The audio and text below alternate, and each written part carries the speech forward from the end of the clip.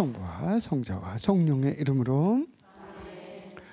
세상의 창조주이신 주님, 우리가 주님의 창조의 신비를 조금만 느껴도 우리의 마음도 우리의 삶의 양식도 달라질 것입니다. 오늘 필립비서로부터 또 여러 서간을 함께 보게 됩니다.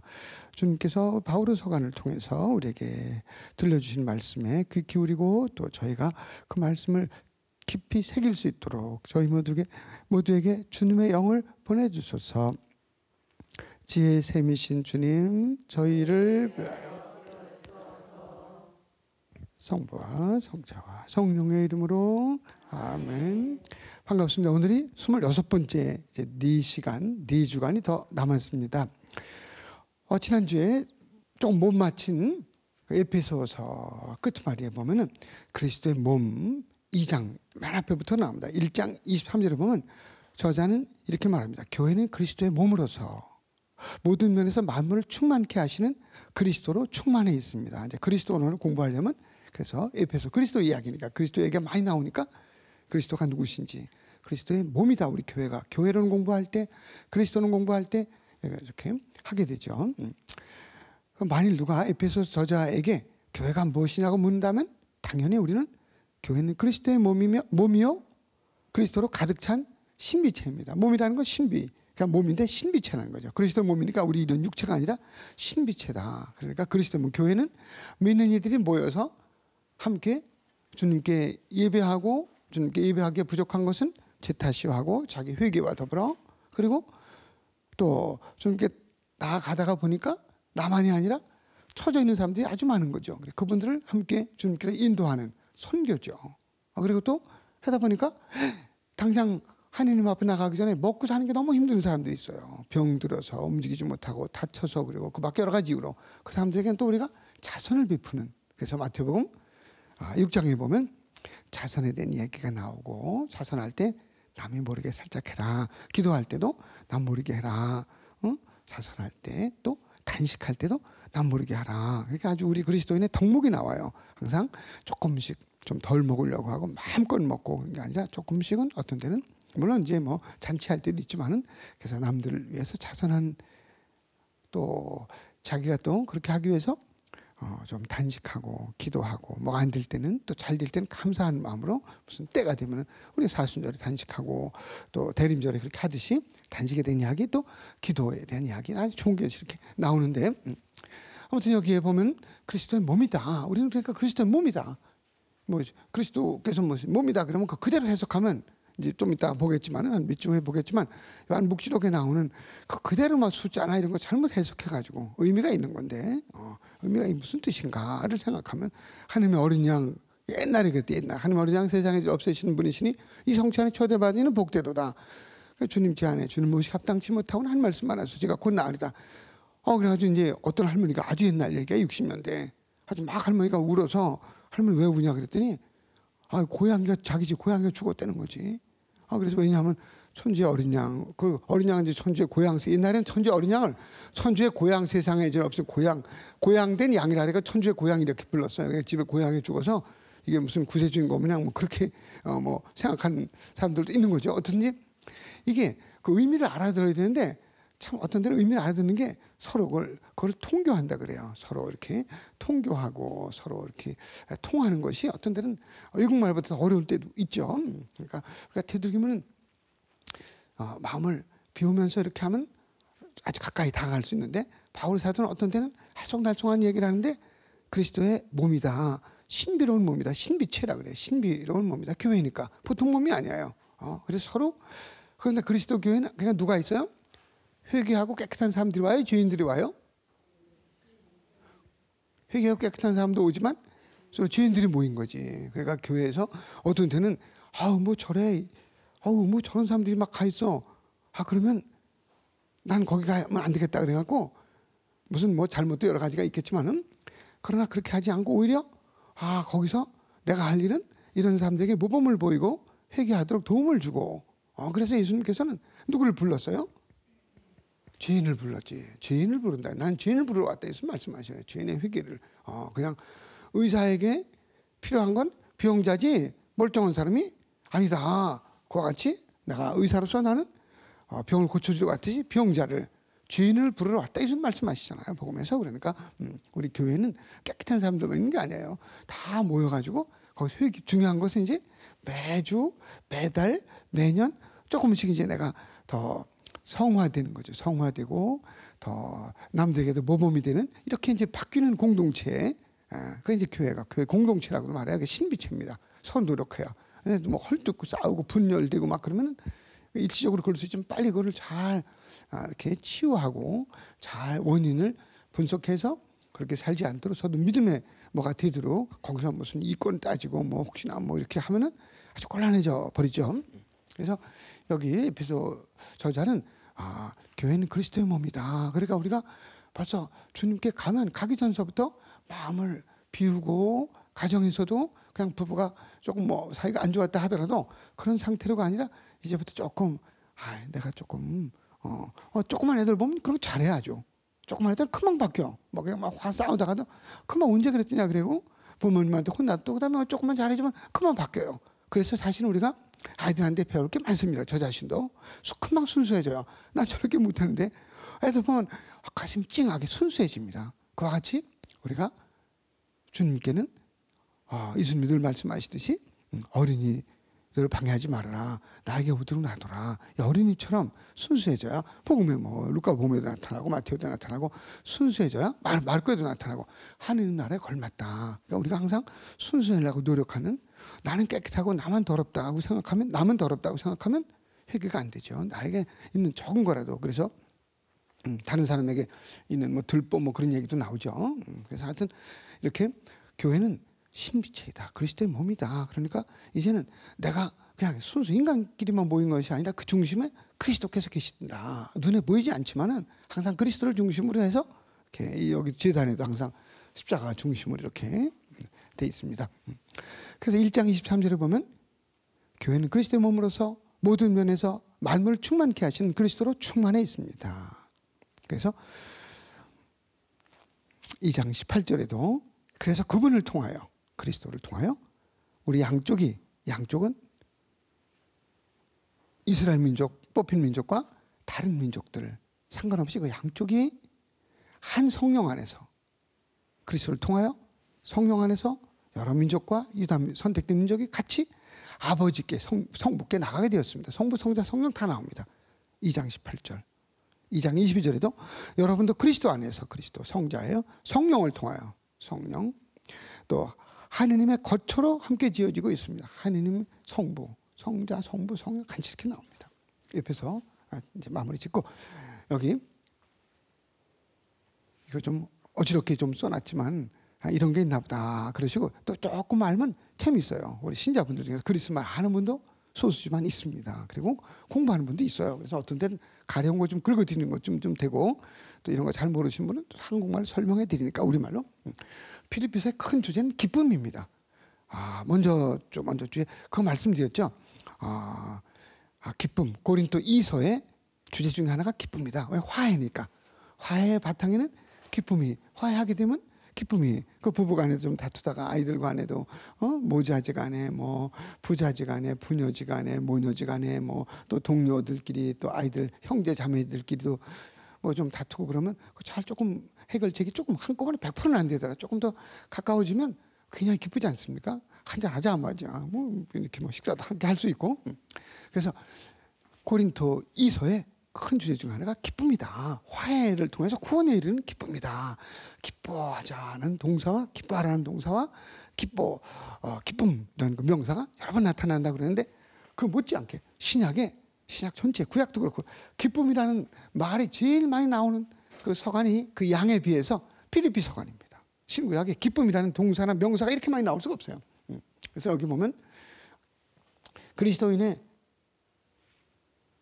기본 틀은, 양식은 친교입니다. 코이노니아라고 해요. 코이노니아, 하나 되는 거죠. 코이노니아, 함께 하나 되는 것, 가까워지는 것, 친교다.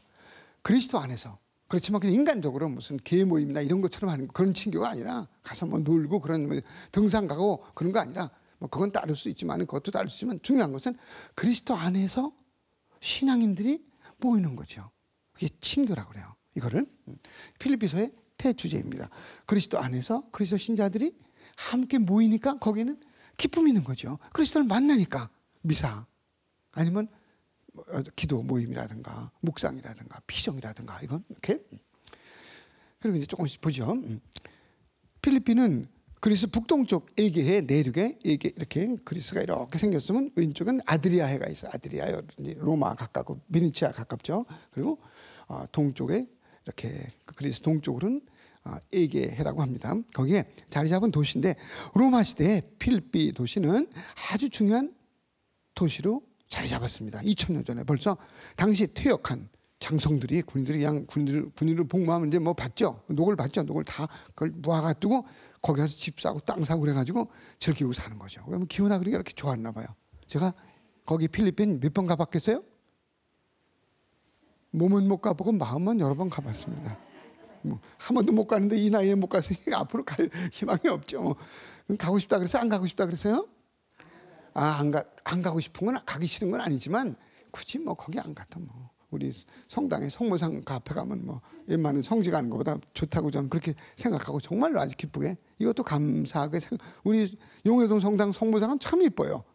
얼마 전에 여기 최병학 씨분 다녀가셨는데 여기 뭐 몇 대인가 근데 한 25년 전에 계시던 분이죠. 근데 그때 성모상을 모셔왔더서 우리 성모님 상에 예수님은 발도 이렇게 있고 너무 예뻐요. 볼수록 예뻐. 신자분들 다 예쁘다 그래요. 여러분 그거 여기 오래 계시는데도 그렇게 잘 분석하지 못한 분도 계시더라고요. 성모님도 예쁘고 예수님도 예쁘고 그 상이지만은 그 모습을 통해서 석상이지만은 축복한 성모님을 진짜 가까이 만날 수 있는 거죠. 예수님께 가까이 다가갈 수 있기 때문에 중요합니다. 사진도 가만히 엄마 아빠 생각하는 것보다 엄마 아빠 사진 보면 마음이 찡하고 말이죠. 더 가까이 기도하고 못 해드린 거 그걸 끝나지 않고 다 해드릴 수가 없잖아요. 기도는 해드릴 수 있지만 그러면 근데 내가 사진을 보면은 마음이 찡하면서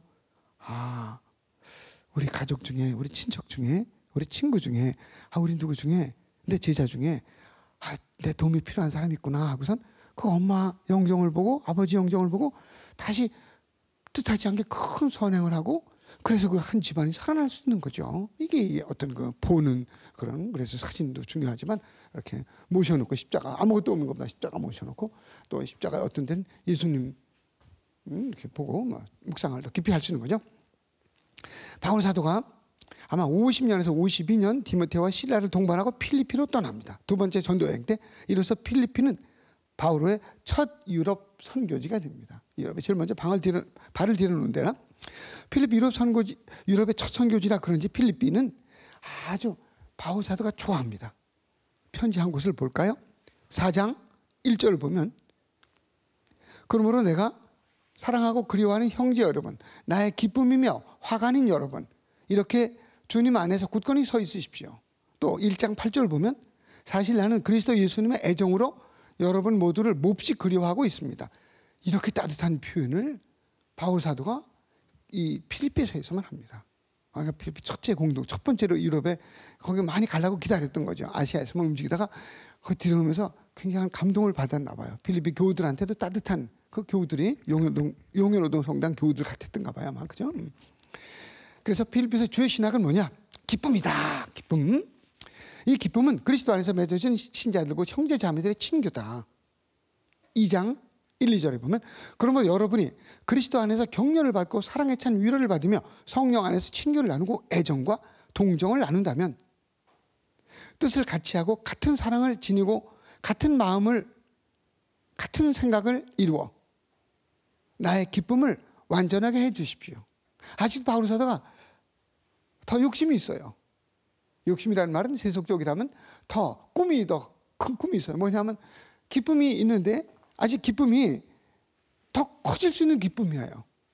그건 뭐냐면 아직 공동체 신자들의 모임 친교가 기쁨인데 그 친교가 더 커질 수 있는 거죠. 더 많은 사람들이 주님의 축복을 얻고 은총을 얻고 은총에 발을 디뎌서 식구가 더 커지고 또 그 공동체 구성원들의 그 참 기쁨과 순수함이 회개가 더 깊어져서 구원이 여기서부터 막 흘러 넘쳐갖고 다른 사람들이 계속 그런 얘기를 하고 마치 사도행전 11장 26절에서 그때부터 처음으로 안티오키아라는 동네에서 안티오키아에서 제자들과 모여 살아서 파견하고 그랬던 거죠. 이제 뭐 1차, 2차 전도여행 가고 그랬던 거죠.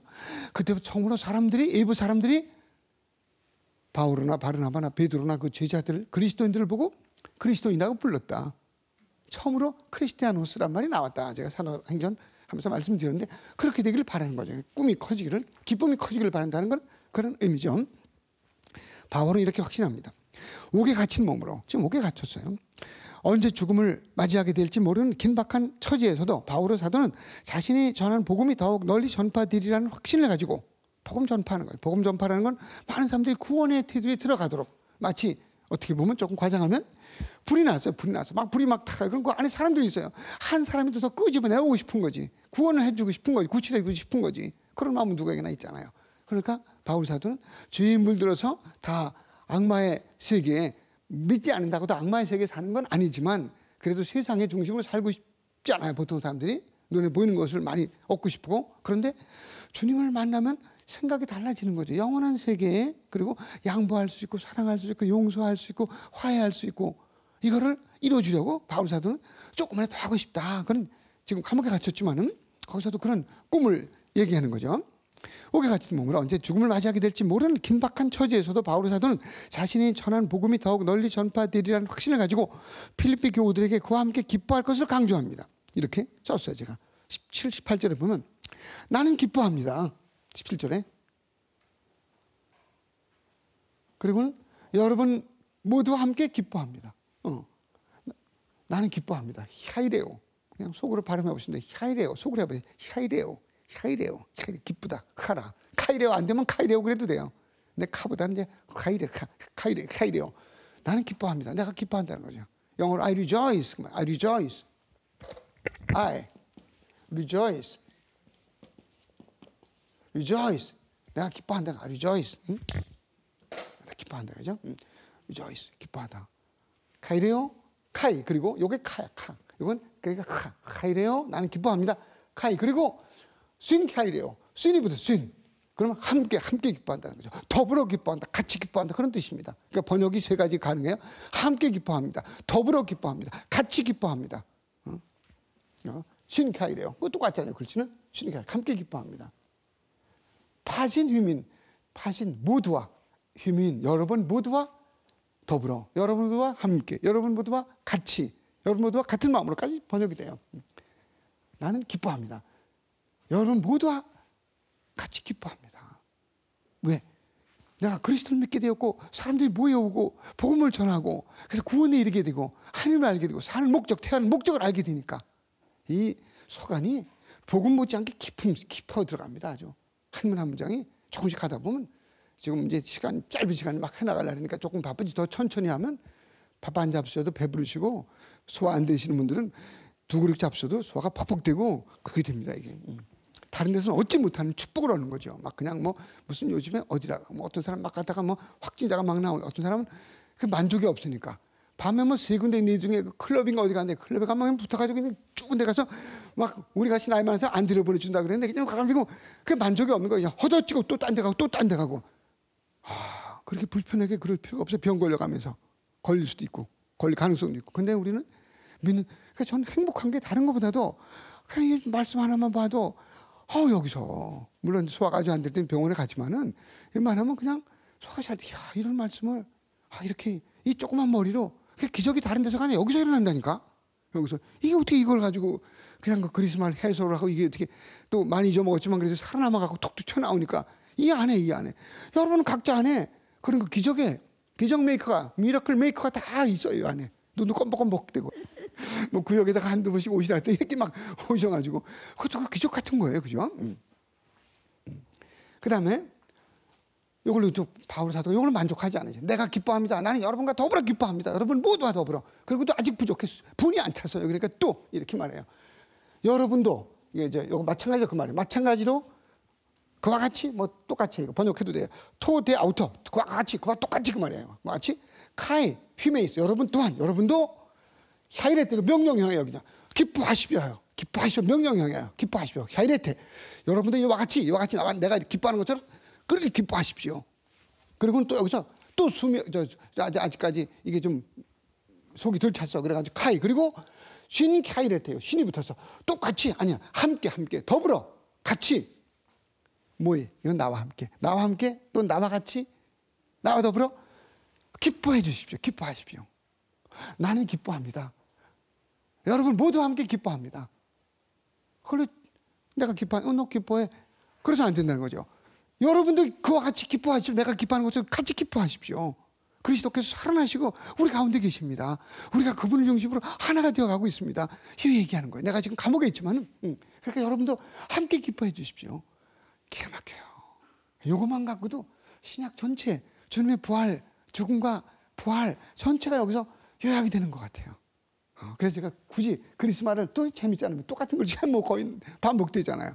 그죠? 여러분 뭐 거의 그리스말 이 정도면 뭐 한 중급편 거의 뭐 축하드립니다. 아무튼 뭐 네. 그래서 이렇게 감옥에 있는 바오로가 기쁨의 찬가를 부른다. 그래서 특별히 필립비서 2장 6절부터 11절은 그리스도 찬가라고 합니다. 2장 6절부터 11절에서 이렇게 말합니다.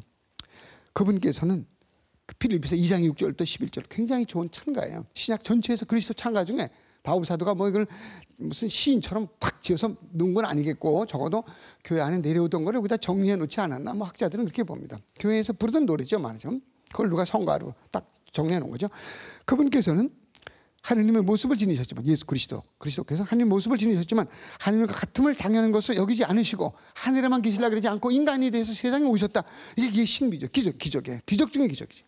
오히려 당신 자신을 비우시고 속을 비웠어요. 사람들한테 뭐 머리 가시간 찌어도 야, 너 내가 누군지 알아? 너 이렇게 할 거야 정말?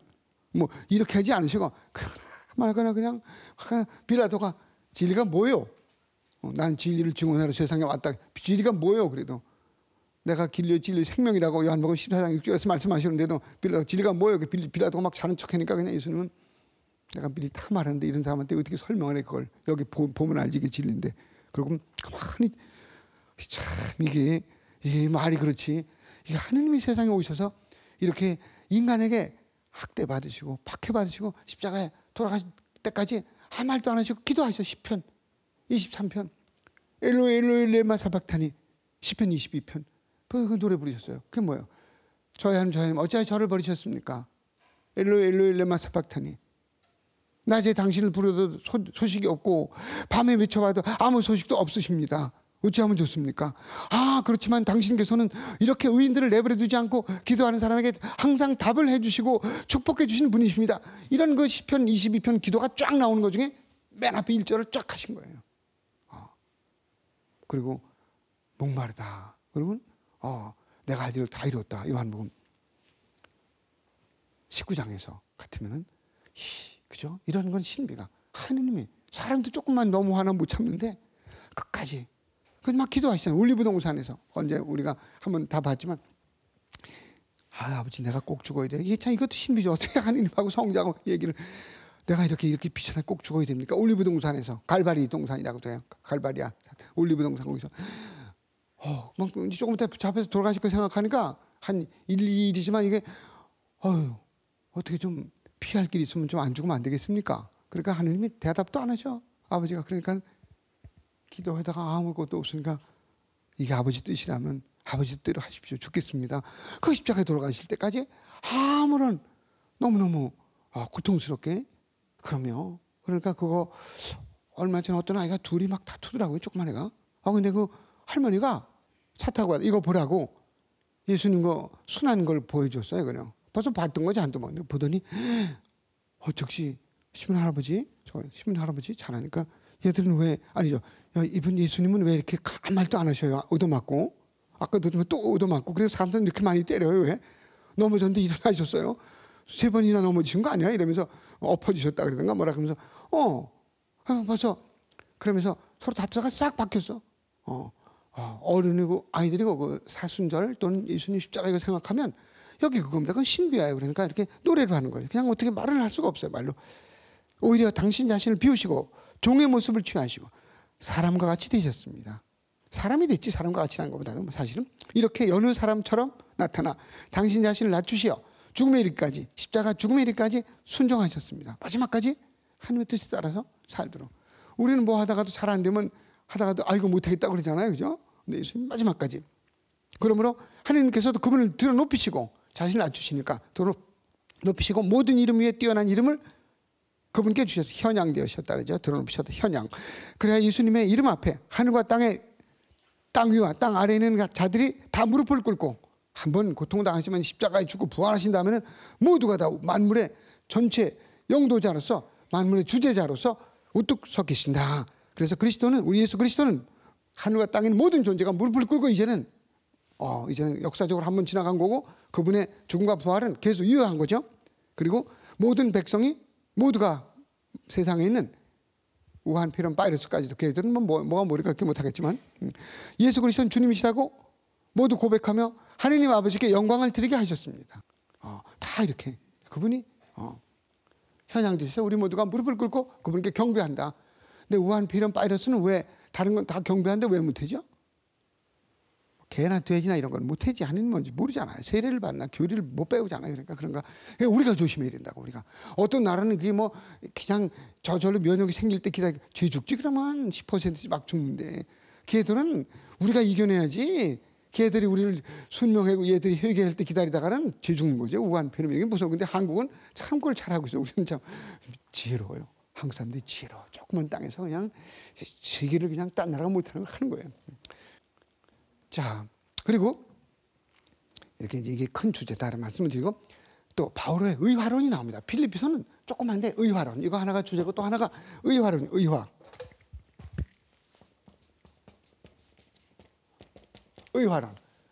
의화론이 또 이 기쁨 못지않게 큰 주제입니다. 짧게 나와요. 3장 8, 9, 10절에 보면 의화론. 예수 그리스도께서는 우리 죄 때문에 십자가에 죽으시고 부활하셔서 우리가 그분을 믿는 그분께서 우리의 죽고 부활하셨다는 걸 믿는 그 믿음을 통해서 우리가 의롭게 된다. 구원에 이른다. 하느님 식구가 된다. 그런 거죠. 우리가 그분의 상속자가 된다. 그런 표현인데 사도는 자신의 과거를 요약해 설명합니다. 여기서 그는 그분을 아는 것이 세상의 가치라고 이야기합니다. 주님을 아는 것이 그러나 나에게 이롭던 것들을 나는 그리스도 때문에 모두 해로운 것으로 여기게 되었습니다. 필리피서 3장 7절. 이어서 자신의 의화론을 집약적으로 설명해 줍니다. 율법에서 오는 나의 의로움이 아니라 내가 율법을 지키고 내가 크게 뭐를 도와주고 이래서가 아니라 그것도 중요하지만 내가 한 일 때문에 하나님 나를 축복해 준다. 이거보다는 내적인 게 더 앞서는 것은 그리스도에 대한 믿음으로 말미암아 그분은 주님이시다. 우리를 위해서 우리 온 인류의 구원을 위해 십자가에 죽고 부활하신 분이시다는 걸 내가 믿는 그 믿음을 통해서 행동은 좀 부족할 수 있지만 행동이 따라가고 다 해야 되겠지만 그러나 믿지 않고 뭐 좋은 일만 한다 그러면은 그건 좋은 일로 남지. 주를 믿는 이 의화되는 거하고는 조금 거리가 있다 그런 얘기죠. 그래서 믿음을 바탕으로 예수 그리스도께서 하느님의 아들님으로 세상에 오셔서 온 일을 구원하시기 위해 십자가에 죽고 부활하셨다는 그분의 그 구원 위협을 믿는 믿음을 속죄 행위를 믿는 믿음을 통해서 우리는 하느님으로부터 이렇게 된다. 이것이 이제 필리피서의 주요 주제입니다. 짧지만 몇 장 안 되지만 중요한 이야기죠.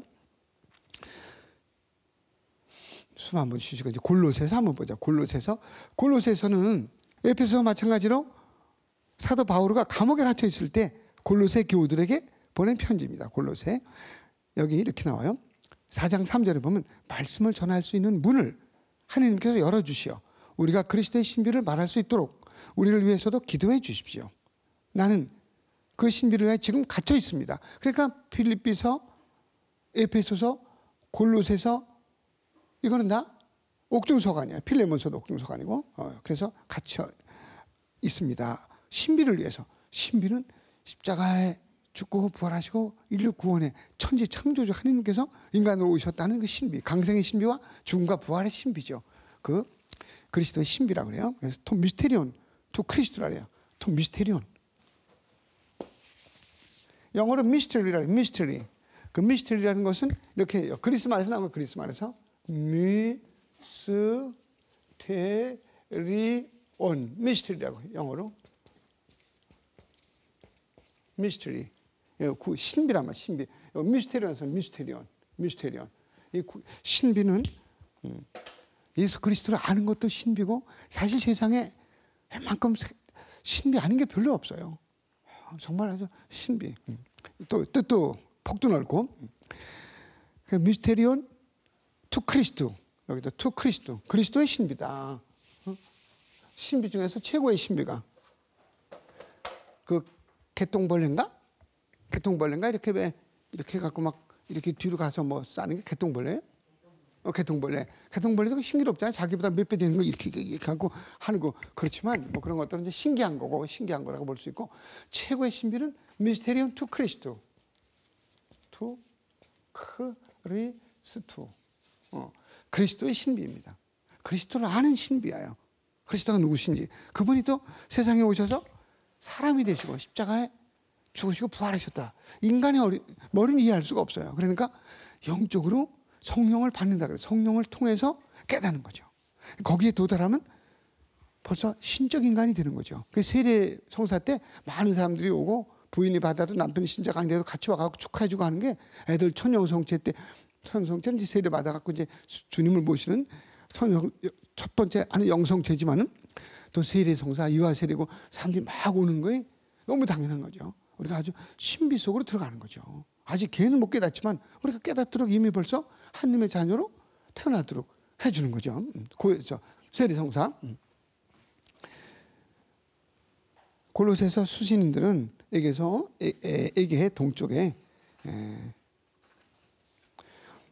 아직도 여기 에페소 사람들도 골로새 사람들도 주님을 모르는 사람들이었던 게 여기 또 드러납니다. 먼저도 봤지만 에페소 여기 골로새서 1장 4절에 보면 그리스도 예수님에 대한 여러분의 믿음과 모든 성도를 향한 여러분의 사랑을 우리가 전해 들었기 때문입니다.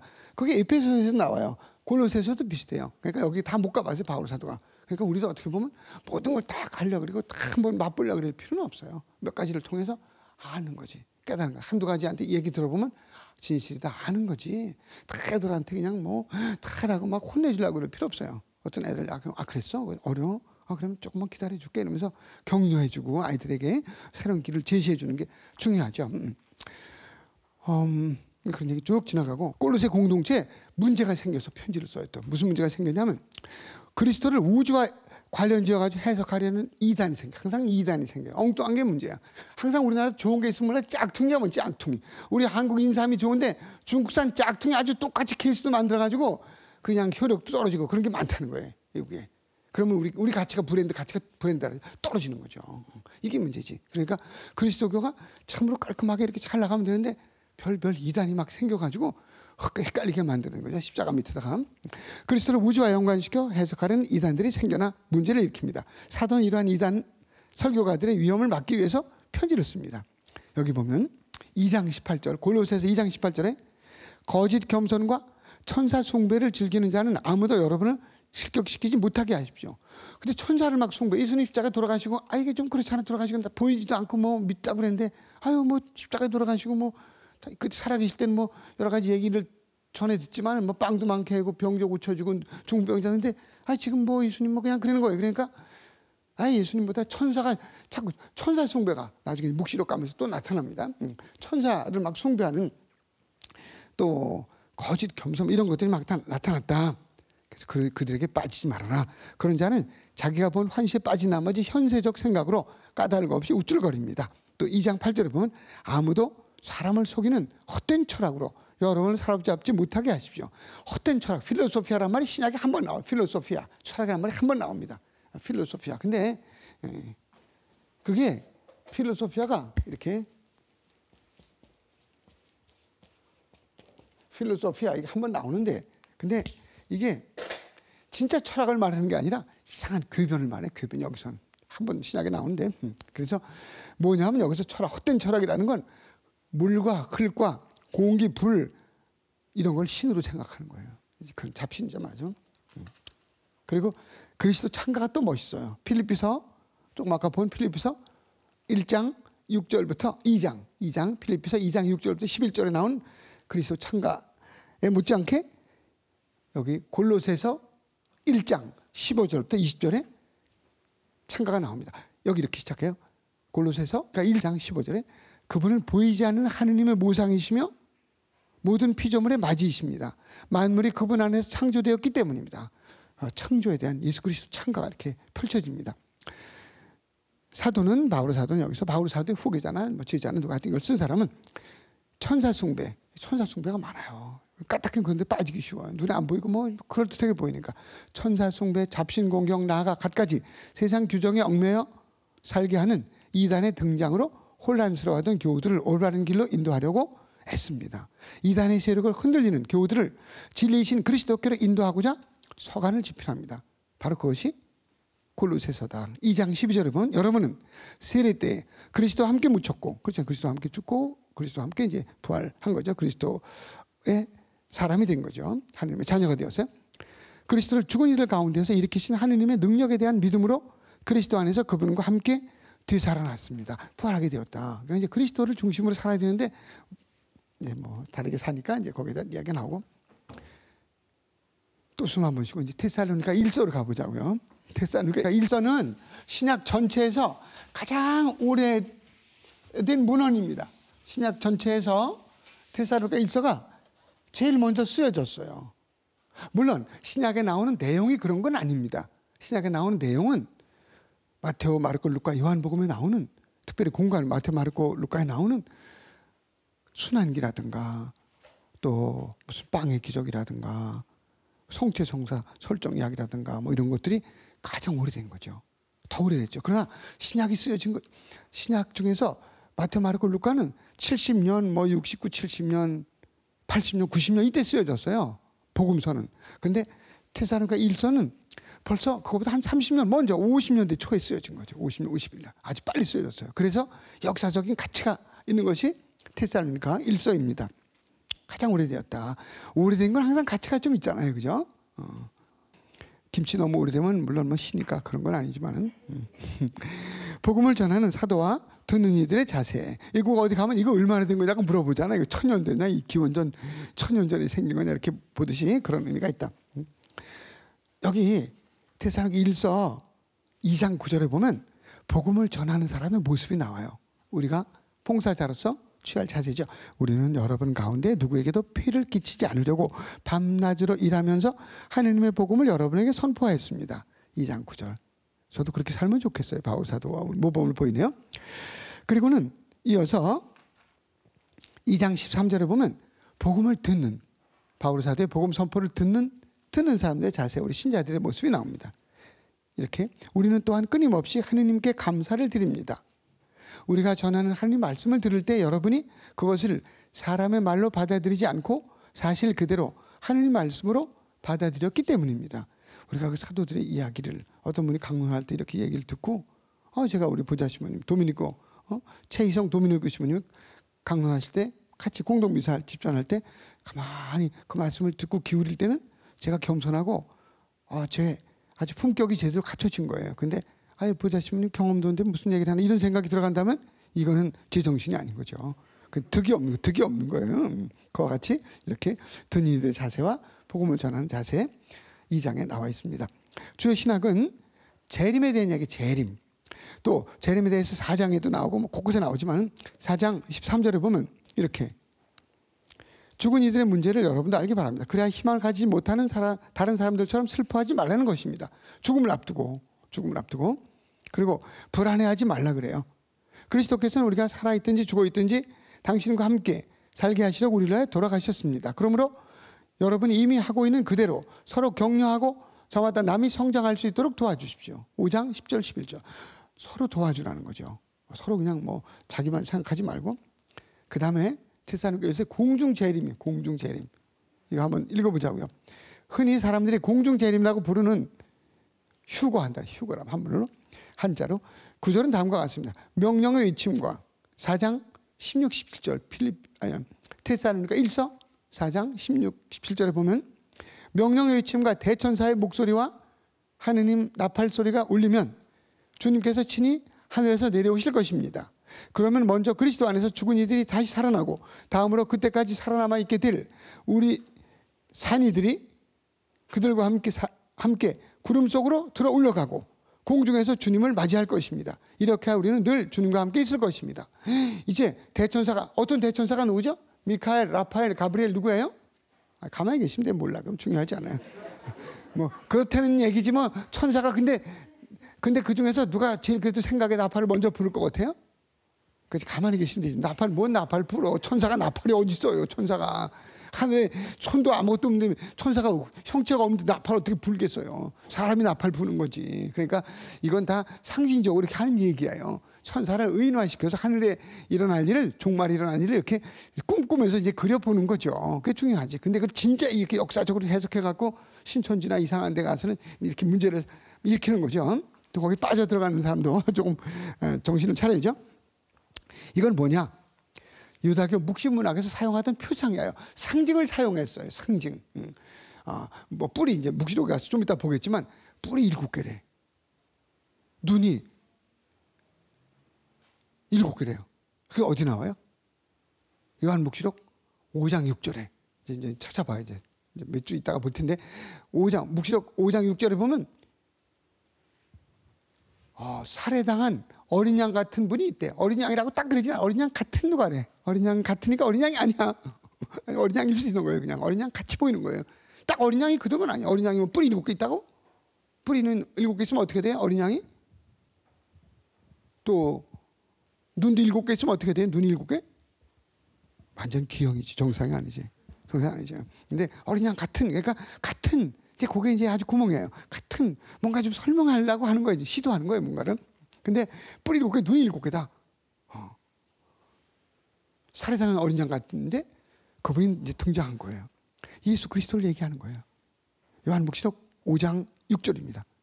그러니까 거기서는 저자는 뿔이 7개라는 거는 뿔이 소가 2개 갖고 싸우잖아요. 7개다 그냥 맹뿔이야. 아무도 못 됩니다는 얘기예요. 전능하다는 얘기예요. 눈이 7개라는 건 보이지 않은 게 뒤도 보고 밑에도 보고 다 본다는 거죠. 저는 가끔 가다 이렇게 막 뛰어가다 넘어진 적 어릴 때 꽤 많아요. 요새는 덜 넘어지지만 요새는 조심하니까. 왜냐하면 바닥에 안 보이잖아요. 눈이. 여기 눈이 붙었으면 절대 안 넘어지겠죠. 이렇게 눈이 앞에만 있으니까. 또 뒤에 또 비 오는 것도 모르고 떨어지는 것도 몰라. 눈이. 그러니까 눈이 7개라는 거는 7이라는 게 충만하다는 거 아니에요. 구원 아니야. 꽉 다 맨눈이야. 그러니까 전지하다. 모르는 거 없으시다. 그러니까 예수 그리스도께서는 순환당하고 인간에게 돌아가셨지만은 그러나 그분은 본디 전능하시고 뿔이 7개 모든 힘 뭐든지 할 수 있다. 또 눈이 7개 뭐든지 아신다.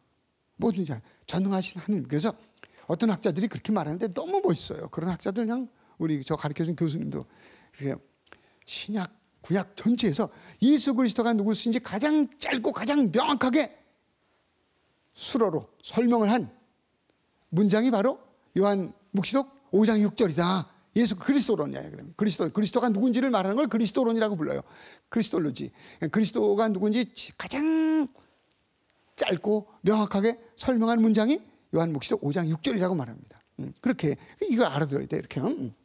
그래서 공중에 막 드러높여지고 뭐 공중에서 그리스도를 만난다 그 얘기는 여기 막 천사의 나팔 소리가 울려.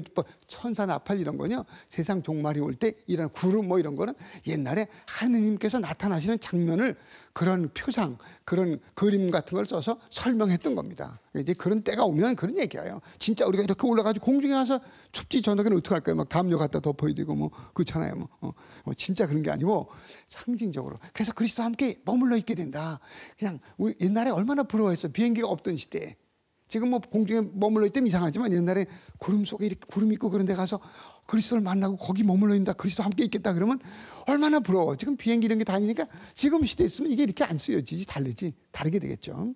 그러니까 그리스도 함께 있다는 거, 구원의 영역에 있다는 거, 그걸 강조하는 것 뿐이지. 진짜 뭐 실제로 그렇게 몸이 가고 뭐 이런 걸 얘기하는 건 아니죠. 또 죽었는데 몸이 뭐 썩는데 쓰러지는데 뭐 이런 몸으로 가는 거 아니니까. 죽으면 우리가 지금 우리가 보는 이런 몸과 이런 육체, 발톱, 손톱이 머리카락이 이렇게 허옇게 되는 그런 게 아니고 썩어 없어질 육신이 있으면 썩어 없어지지 않는 육신이 있습니다. 고린토 1서 15장 30절서부터 쭉 바울 사도가 이야기합니다. 40절, 45절 여기서 썩어 없어지는 육체가 있고 썩어 없어지지 않는 육체가 있습니다. 하늘나라에 걸맞는 육체로 우리가 부활하는 겁니다. 그거는 어떤 모습인지는 이제 우리가 하느님을 만날 때는 이제 알게 되겠죠. 이 세상을 떠나면서. 자, 그리고 이제 데살로니가 1서가 끝났습니다. 또 잠깐 숨 한번 쉬시고 또 데살로니가 2서 한번 보겠습니다. 집에 계신 분들도 코로나 바이러스에 두려우면 사로잡히지 마시고 이런 걸 보면 주님을 만난다 그러면 우리가 조심해야 되겠죠. 왜냐하면 내가 걸리고 나만 죽는 게 아니라 그것도 싫지만 다른 사람에게 이 전염을 시킬 수 있는 전염병이기 때문에 아주 최고 빠른 아주 그냥 그런 전염병이기 때문에 우리가 조심해야 되는 것뿐이죠. 그러나 그건 제쳐놓고 또 이런 기쁨과 영적인 기쁨을 가지고 이겨낼 수 있는 거죠. 테살로니가 1서와 2서 신학적 차이가 크다.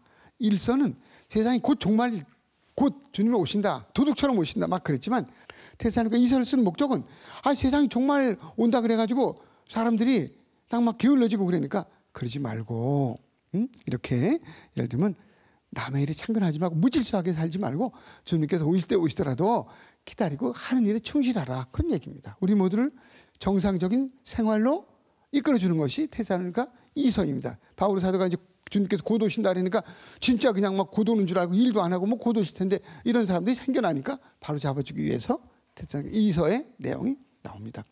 다음 주에는 27번째 시간이죠. 27번째 주간에는 디모데오 1~2서와 디두서 그 다음에 이렇게 히브리서가 이렇게 계속 나가겠습니다. 같이 기도하시죠. 여러분 애쓰셨습니다. 가정에서 또 여러 가지 간호해주는 의료진들 이번에 코로나 바이러스 때문에 참 많이 쓰시는데 그분들도 힘내시고 성서 말씀 이런 한 말씀으로 쭉 이렇게 힘을 얻으시면 좋겠습니다. 성부와 성자와 성령의 이름으로 오늘 영광송하겠습니다. 영광이 성부와 성자와 성령께 전과 같이 영원히 아멘. 성부와 성자와 성령의 이름으로 아멘. 함께 주셔서 고맙습니다.